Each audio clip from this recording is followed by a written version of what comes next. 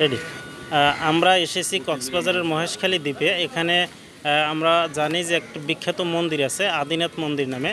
তো এই আদিনাথ মন্দিরের একজন রক্ষণাবেক্ষণকারীর কাছ থেকে আমরা এই মন্দিরের আদ্যপান্ত জানবো। তো আমরা একটু বলে রাখি, তো এখানে আমরা আসছি 57তম ইন্ডাকশন প্রশিক্ষণ কোর্সের যারা সহকর্মী আছেন আমরা 46 জন, সাথে আছেন আমাদের বরিশাল সরকারি টিচার্স ট্রেনিং কলেজের আমাদের সম্মানিত অধ্যক্ষ মহোদয় জনাব যতীন্দ্রনাথ সরকার স্যার। তো আমরা এখন এই ভদ্র মহোদয়ের কাছ থেকে এই মন্দিরের আদি কথা সম্পর্কে জানবো। জি প্লিজ আপনার নাম বলুন। এবং আমার নাম হচ্ছে রণধীর চক্রবর্তী। এখানে হচ্ছে আমরা মহাদেব দেবাদিদেব মহাদেব শিব মন্দির, যেটা তো রাম রাবণের যুদ্ধের সময় মহাদেব শিব রেখে ও মহাদেব শিব রাবণে এখানে মানে এই যে তীর্থ মন্দির আদিনাথ, এটা হচ্ছে দেবাদিদেব মহাদেব তীর্থ মন্দির এবং এটা হচ্ছে মৈনাক পর্বত। এই মৈনাক পর্বতে রাম রাবণের যুদ্ধের সময় রাবণের মহাদেবকে এই তীর্থ মন্দির এখানে রেখে গিয়েছিল। রেখে যাওয়ার সময় মানে ওনাকে মানে সত্য দিয়েছিল রাবণে। মহাদেব শিবকে বলেছিল আমি তোমাকে লঙ্কাতে নিয়ে যাব, বলেছিল আমি তোমাকে আমার সাথে যুদ্ধ করে জয় হয়ে লঙ্কাতে নিয়ে যাবো বলেছিল। কিন্তু মহাদেব শিব রাবণকে একটা সত্য দিয়েছিল, যদি তুমি আমাকে বিপদে কোনো জায়গায় রাখো আমি ওখান থেকে যাব না।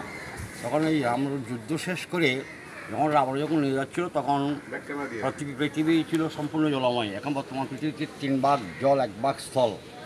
জল অবস্থার মধ্যে কোনো জায়গায় বাবা মহাদেব শিবকে রাখাও যাচ্ছে না এবং মহাদেব শিবকে নিয়ে যাচ্ছে চণ্ডলে করে যখন নিয়ে যাওয়ার সময় এই মৈনাক পর্বতটা প্রথম পৃথিবীতে সৃষ্টি হয়েছিল।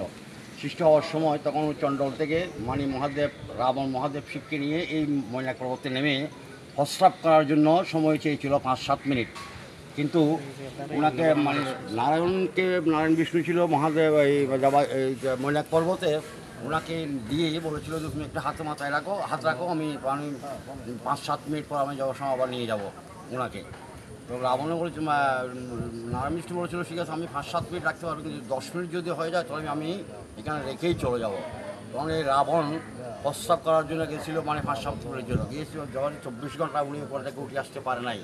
তখন মহাদেব শিবকে নিষ্ঠুরখানে রেখেই চলে গেল। তখন রাবণে আবার প্রস্তাব করে 24 ঘন্টা পরে এসে বলেছিল যে কি আমি তোমাকে নিয়ে যাবো, আর তোমাকে কেন আমি কেন সত্য দিয়েছিলাম না, এখানে যে জায়গায় আমাকে মানে স্পষ্ট করবে আমি ওখান থেকে আর যাবো না।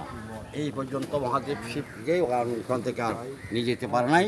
তখন এখানে দেবাদিদেব মহাদেব শিবের একটা আস্থানা হয়ে আদি যুগ আদিনাথ মন্দির তীর্থ মন্দির ভক্তদের একটা আসা যাওয়া মানে একটা বড় ধরনের একটা তীর্থ মন্দির এই নিয়ে সৃষ্টি হল আর কি।